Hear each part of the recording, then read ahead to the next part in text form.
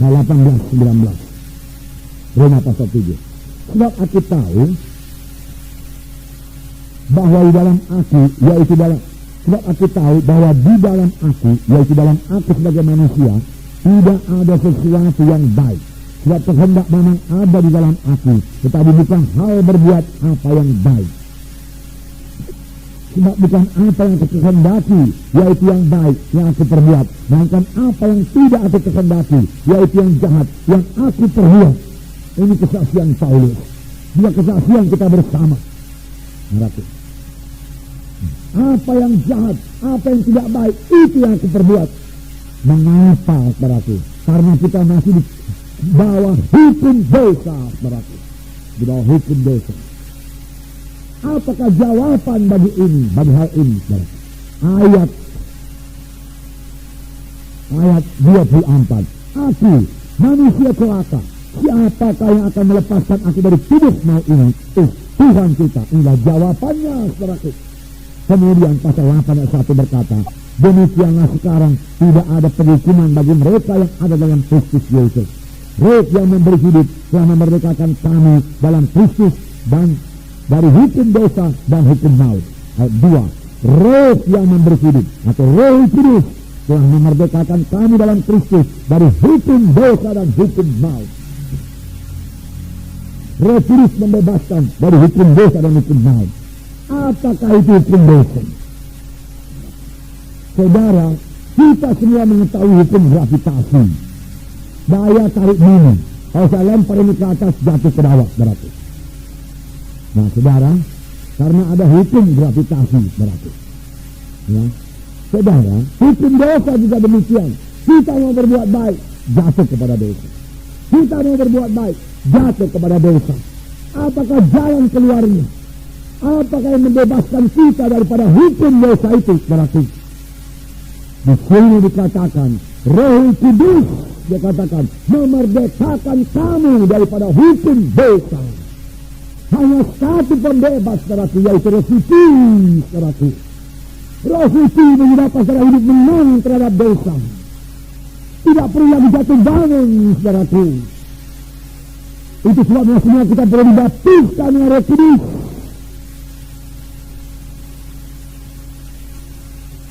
Karena hidup kekristenan kita ini, saudaraku, bukanlah dimaksudkan Tuhan hidup jatuh bangun. Tetapi Tuhan mau kita hidup berkuasa melawan dosa, saudaraku. Tuhan mau kita hidup suci, saudaraku. Di dalam dunia ini, dari mana akan kita capai itu, saudaraku? Dengan pengetahuan manusiawi kita, dengan tekad kebuatan tekad kita, saudaraku. Berapa kuatkah kita manusia ini, saudaraku? Saudara, sama seperti untuk menerima keselamatan, kita tidak bisa menerima keselamatan dengan perbuatan baik kita, dengan kekuatan kita, dengan pengetahuan kita, dengan kesanggupan kita. Kita tidak bisa lahir baru, tidak bisa menerima keselamatan dari Tuhan. Apakah yang menyelamatkan kita? Yesus yang memberi anugerahnya kepada kita, saudaraku. Yaitu dia sendiri, saudaraku, disalib, memikul dosa kita. Ya, kalau kita percaya kepadanya dan menerima dia sebagai Tuhan dan Juru Selamat kita, lalu kita pun, saudaraku, lahir baru, selamat. Jadi keselamatan kita datang daripada Yesus. Demikian sesudah selamat, bagaimana jalannya kita hidup benar, hidup suci, juga tidak bisa dengan kekuatan kita. Kita perlu oknum ketiga, yaitu Roh Kudus yang berdiam dalam kita, supaya kita bisa hidup benar, hidup suci, supaya kita bebas daripada hukum dosa. Apakah itu hukum dosa? Saya ulangi lagi, saudaraku. Yang satu hukum yang membawa manusia selalu jatuh pada dosa. Mau berbuat baik, tapi dosa datang duluan. Lalu dia berduka cita, menyesal, menangis, saudaraku. Ampuni saya. Lalu Tuhan mengampuni, memberikan darah yang menyucikan kita. Lalu damai Tuhan kembali lagi, persekutuan kembali lagi, saudaraku. Kita merasa suka cita, berapa waktu kemudian jatuh lagi kepada dosa, saudaraku. Nah, saudara yang kasih dalam nama Yesus, bagaimana kita menang terhadap dosa ini, saudaraku? Bagaimana kita bebas dari hukum dosa ini, saudara? Saudara yang kasih dalam nama Yesus, Roh itulah yang membebaskan kamu dari hukum dosa. Roh Tuhan membebaskan kita daripada hukum dosa itu, saudara. Saudara yang kasih dalam nama Yesus, ini perlunya baptisan Roh Kudus. Ini perlunya baptisan Roh Kudus, saudaraku.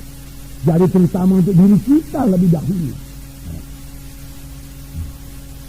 Saudara, apakah kita sudah dibaptiskan Roh Kudus tidak bisa lagi jatuh kepada dosa? Bukankah Daud sudah penuh dengan Roh Kudus pada berkata, tapi jatuh kepada dosa? Bisa, tetap bisa jatuh kepada dosa. Tapi kita tidak di bawah hukum dosa itu lagi. Saudara, kita sudah merdeka dari hukum dosa itu.